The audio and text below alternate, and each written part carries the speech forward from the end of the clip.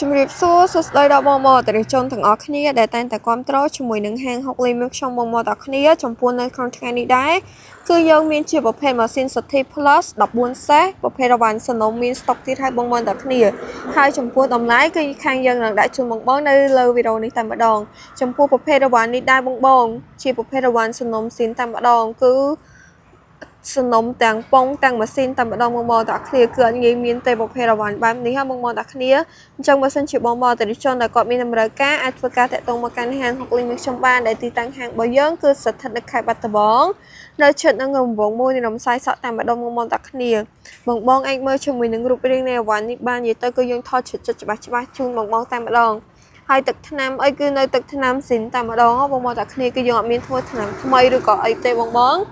គឺសនំមកពីនេះតែម្ដងបងអាចមើលកន្លែងប្រឡងវហូបប្រេងនេះបានទៅតែដល់បានម្ដងទៅពីរដងអីទេបងតាគ្នានិយាយទៅគឺនៅស្អាតហ្មងបងហើយម៉ាស៊ីននេះគឺមាន K19 បងអើយ T19 បងជាស្រ័យ T19 ហើយបងអាចមើលកន្លែងក្បាលកន្លះបានគឺអត់តន់ដែរដោះទេបងតាគ្នានិយាយទៅនៅខ្ចៅឡើងស្អាតហ្មងអត់មានធ្វើថ្នាំថ្មីទេណាបងនិយាយទៅគឺទឹកថ្នាំស៊ីនហ្មងបងហើយនេះគឺ T19 ណាបងតាគ្នា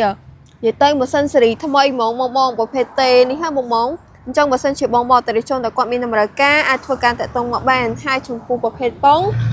ក៏នៅសំណុំស៊ីនដែរបងតាគ្នានិយាយទៅបងអាចមើលកៅឲ្យប៉ុងបាននិយាយទៅនៅសំណុំបងប្រភេទប៉ុង SCI បងតាគ្នាអញ្ចឹងបើសិនជាបងអតិថិជនដែលគាត់មានតម្រូវការត្រូវការជាប្រភេទរវ៉ាន់សំណុំបងអាចជ្រើសរើសជាមួយនឹងឆតដែលមានលេខកូដលេខ440នេះបានប្រភេទ Mercel Sati 14 សេសប្រភេទ Sati Plus ស៊េរីថ្មី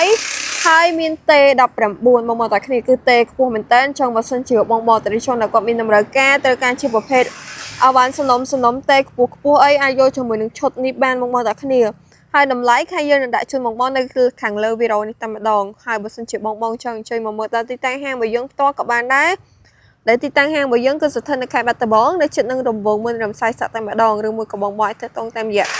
Facebook Page ហុកលីរំសាយសក់ខេត្តបាត់ដំបងក៏បានឬមួយក៏លេខទូរស័ព្ទដែលយើងបានដាក់នៅខាងលើវីដេអូនេះក៏បានអរគុណបងជម្រាបលាជួបគ្នានៅវីដេអូថ្មីអរគុណ